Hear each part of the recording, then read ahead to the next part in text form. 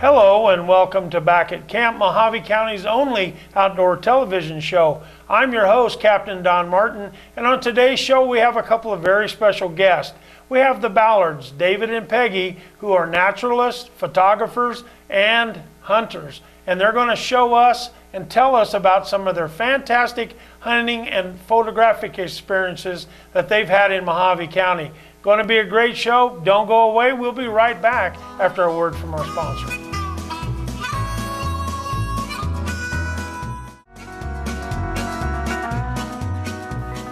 Welcome back to Back at Camp. I'm your host, Captain Don Martin.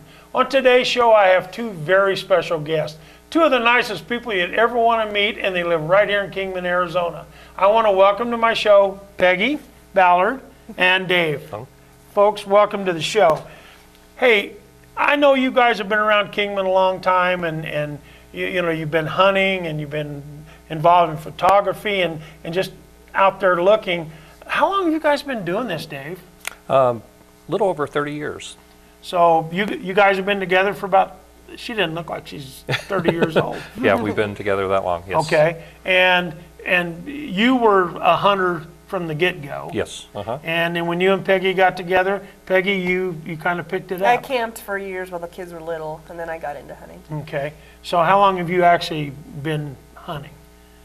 Probably 20 years. Okay, so, and then what did you hunt? I mean, you know, Arizona is a state where you got to draw a lot of good tags if you want good tags, but what have you guys been hunting? Just local deer hunts, basically, up in the Wallapies. That's what we started basically doing for, 15 years easily. That was our main goal, was just deer around here. So you guys, you weren't applying for like the strip or the kaibab? Just stuck local. You guys stayed local. Mm-hmm. And hunting in Unit 16A and 15A and 18A in those local areas.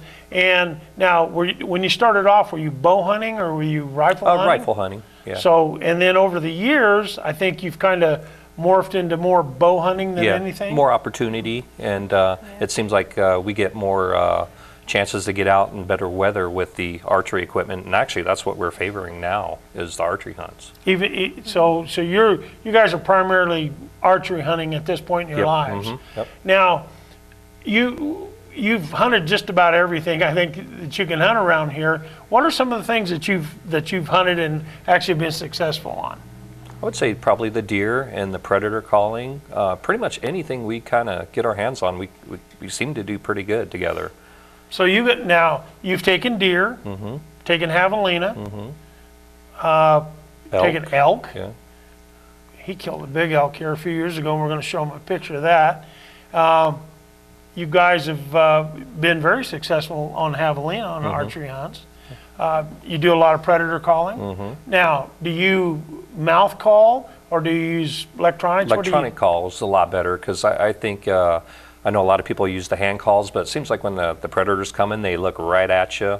The electronic calls, they keep you, looking in a different direction, so we can photograph them or whatever we want to do. Okay. So when you go out there, I noticed that when especially on predator hunts, a lot of times you don't even take the animal. You just call them in, take photographs of them, and go on. I've got some pictures here now that we're going to share.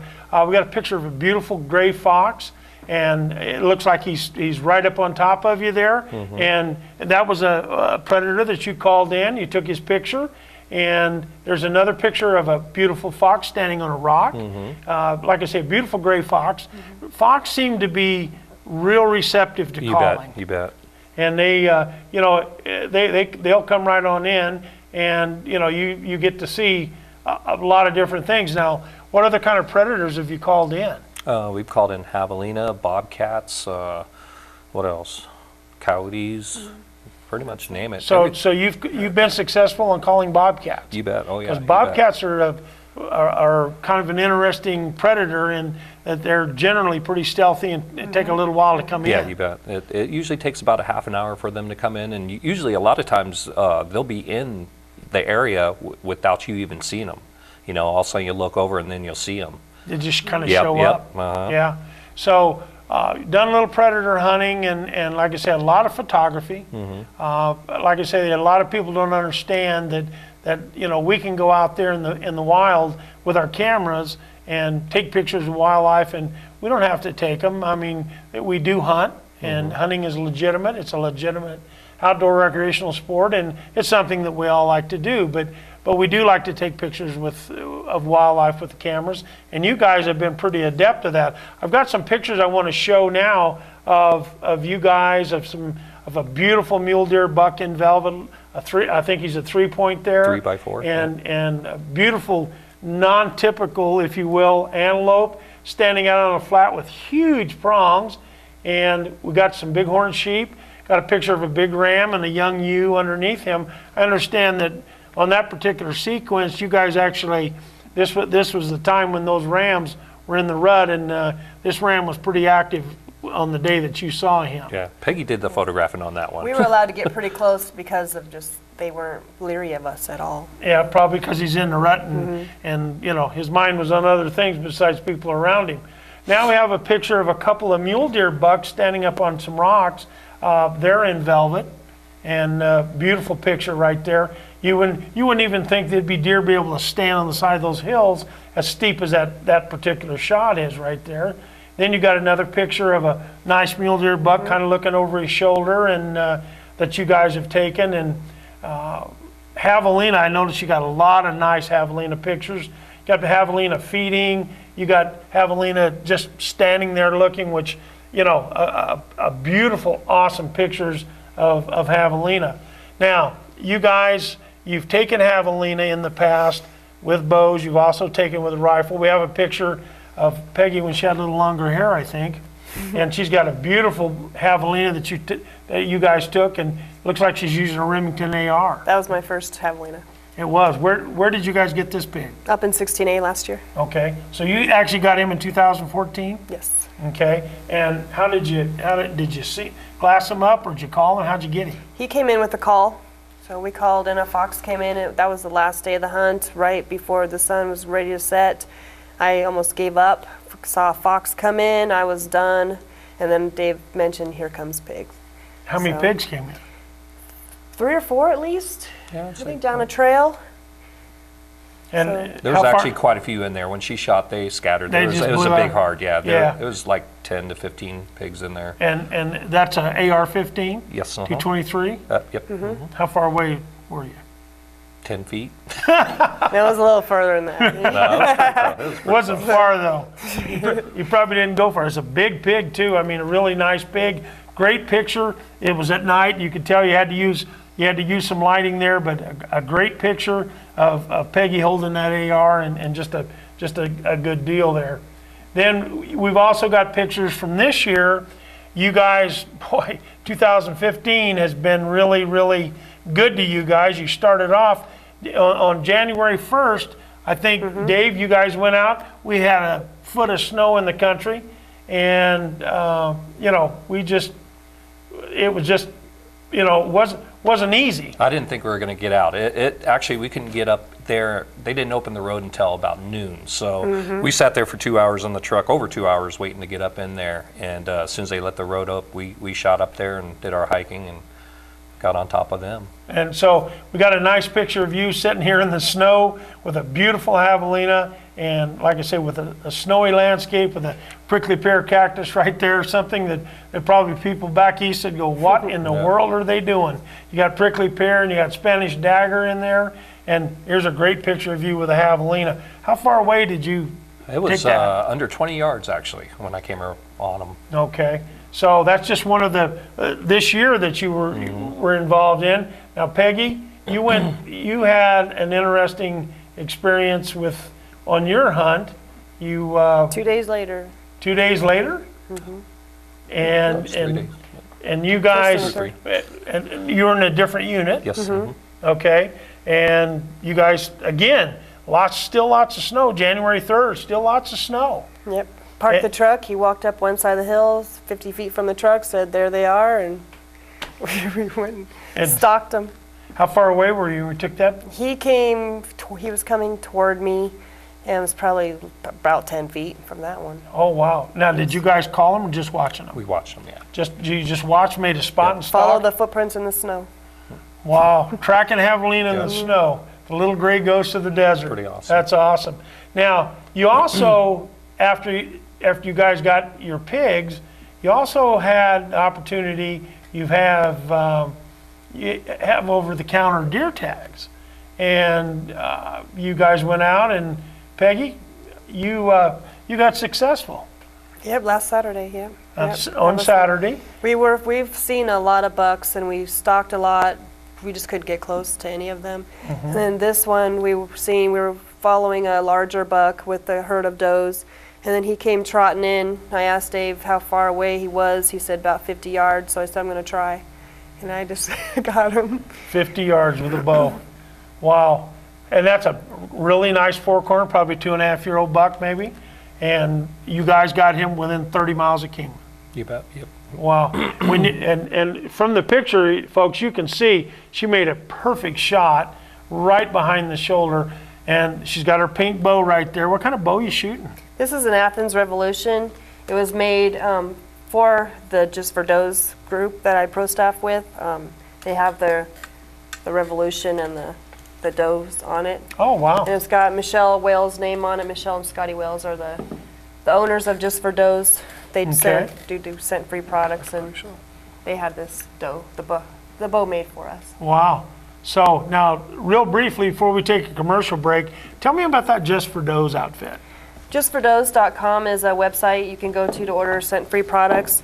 They have, here's one of the bags, they have shampoo, body wash, they make chapstick, deodorant, scent, it's called Deceive Your Prey, for both Just for Bucks and Just for Does. Wow, super. And you're on their pro staff. How long you been with them? I think this is the second year. Super. Lots of fun. Lots of fun, okay. And they've got everything for the lady hunter and the man. Yes. Dave, they've got stuff for you I use too. her stuff. You use her stuff. Okay. All right. Well, the whole thing about bow hunting, you don't want any scent. You bet. So that's a good thing. The picture that we have up here of Peggy with that bow, it's a great kind of a ridge top looking thing, and the picture's really good. Again, we got cactus in the background. Great picture of a desert mule deer. I'm amazed at how wide his ears are. I mean, if you look at him, he's got some really huge ears, and people need to know. That's why they call him mule deer, because of those ears. Hey, we're going to take a quick break. When we come back, we're going to talk to Dave and Peggy some more about their hunting adventures and their photographic adventures that they've had here in Mojave County. So don't go away. We're going to be right back after a word from our sponsor. Nothing easy about that country. So when you can go up there and be successful on chuckers. Welcome back to Back at Camp. I'm your host, Captain Don Martin, and we're talking with Dave and Peggy Ballard today. They are local hunters, photographers, and naturalists that go out there and just spend a lot of time in the outdoors. Welcome back now, guys. Now, before we get back in this hunting thing, let's talk about a little fishing. You guys do a little fishing too. Heck yeah, you bet. Yeah, last summer we went up, I think with your daughter and her husband, we went up Lake Mead and spent the night up there, and Peggy showed us how to catch some fish. Yeah, that was a great time. Yeah. That was the last one to catch a fish.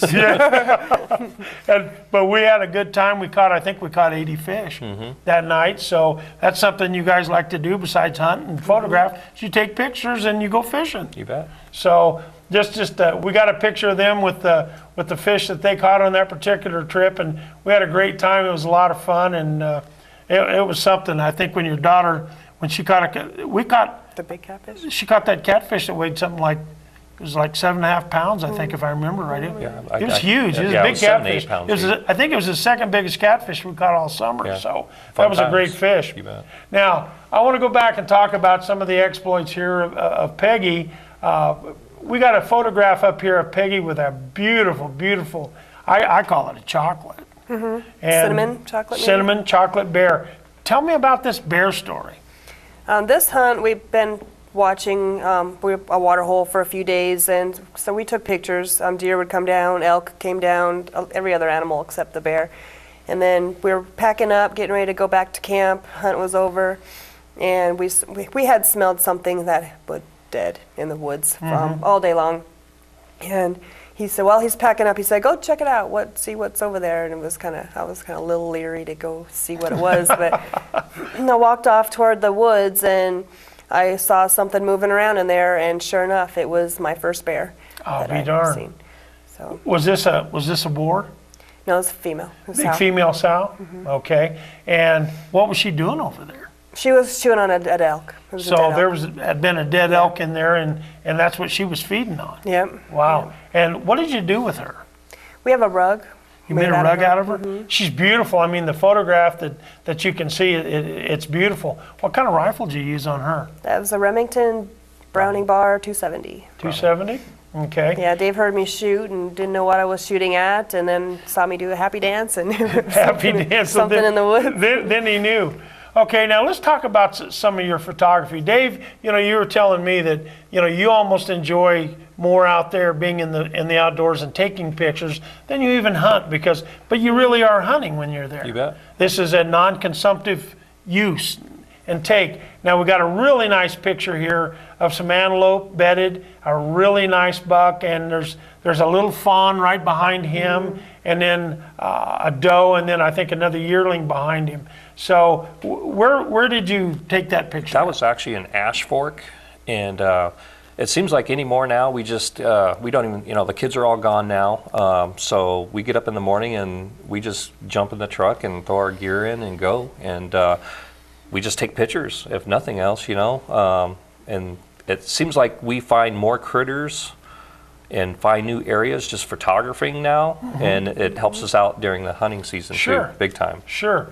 Now, one of the things we've talked about a little bit is about bobcats, and bobcats being very secretive and mostly nocturnal, but we have a picture here of a beautiful bobcat standing there looking at us in the trees. How did you get that particular picture? We were actually on a ledge. We try to call a mountain lion. That's what we do. That's mainly what we try to do. We haven't called one in yet that we know of, but whatever comes in, we usually photography. And we're on a ledge, and Peggy spotted this one. I do believe Peggy took this shot. There was actually 2 bobcats, and we end up getting one on the photograph there. Wow. He stood there for a long time and just watched us. Just watched. Now, Peggy, you'll take an animal. One of the predators. We have a picture of Peggy here holding a beautiful gray fox. What's the story behind him? That was a long time ago. That was one of my first foxes, I think. What kind of firearm do you have there? That's a 17, isn't it? Yep, 17. 17? HMR. Yep. Perfect for taking You fox. bet, you bet. Yep, that's a great picture. And then now, apparently, we got a thing here that says the Ballard's 2007 duck hunt.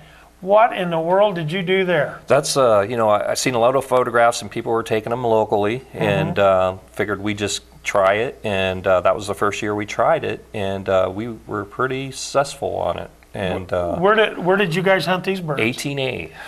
So you were actually running around checking ponds and stuff with there? Wow. I can see mallards, drake, widgeon, green-winged teal. You got a beautiful pintail.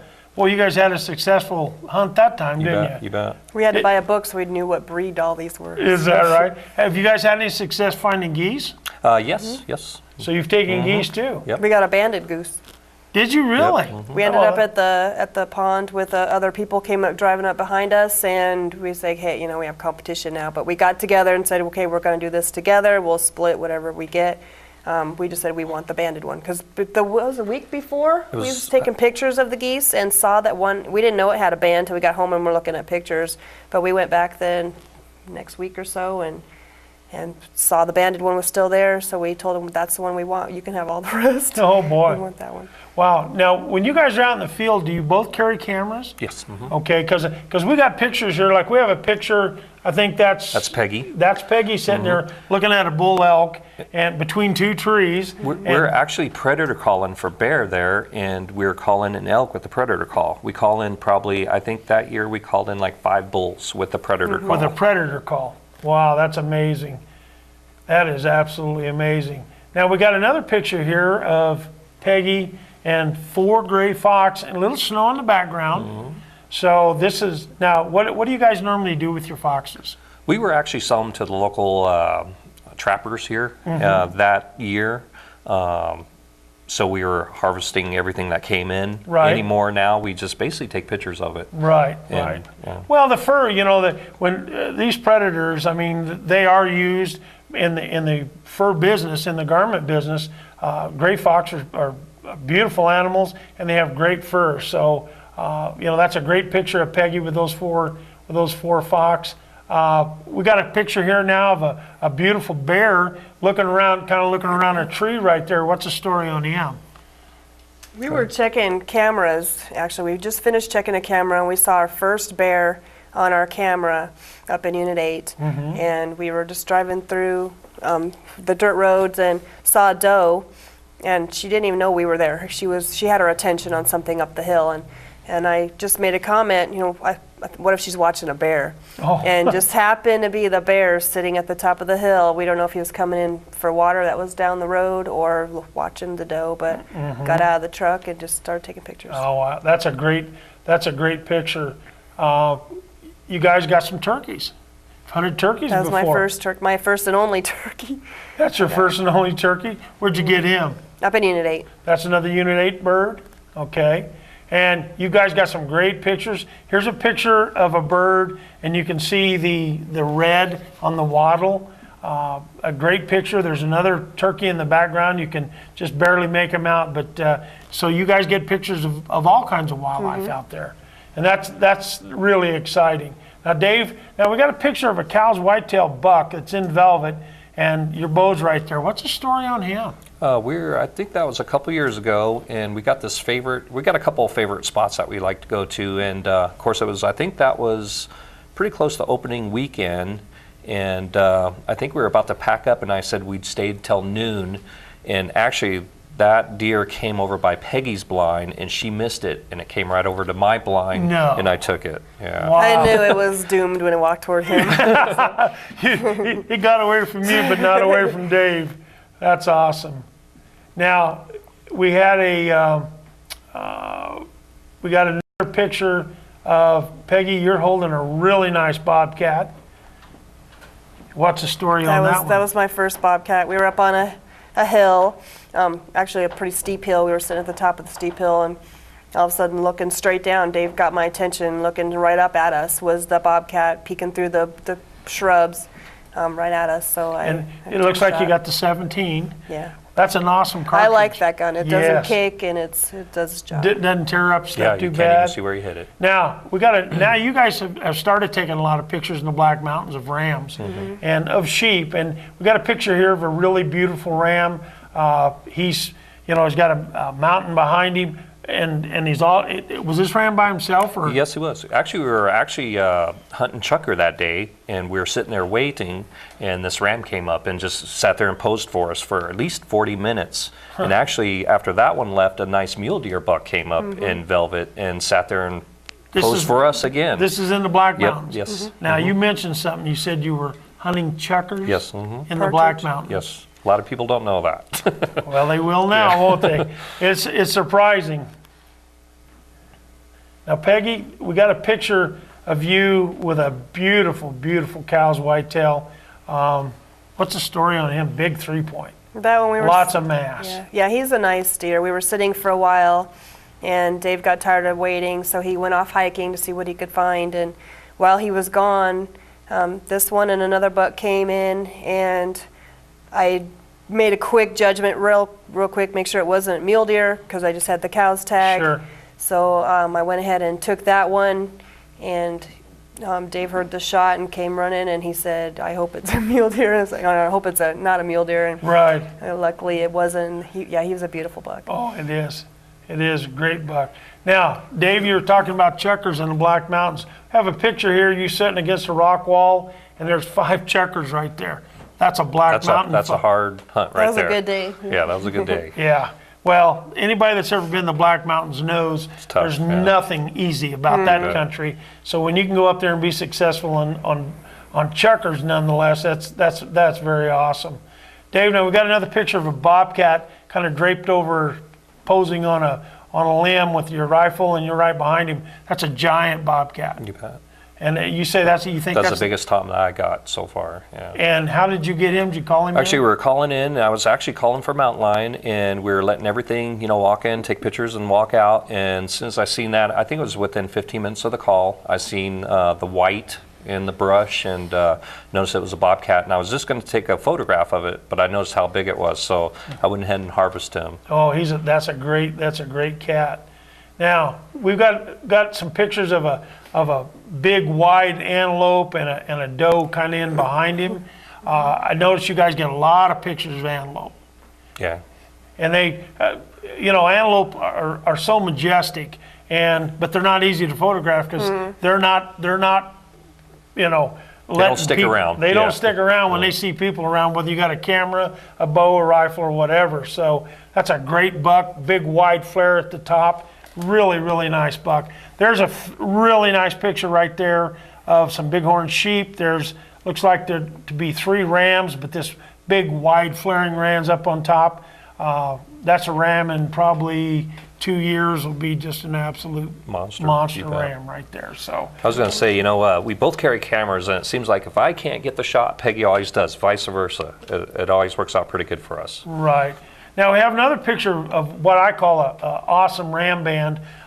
There's got to be There's 15 rams in that band. 15 rams in there. Yeah, that was a crazy day too. And every size and shape I can see rams in there from 3.5 years old to probably 6.5, 7.5-year-old rams. So that's a great ram band. What time of the year did you get that picture?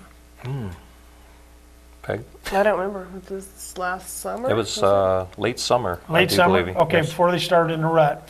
Well, look, we're almost out of time, but I just want to comment that you folks have done a fantastic job with your photography. You got some awesome pictures.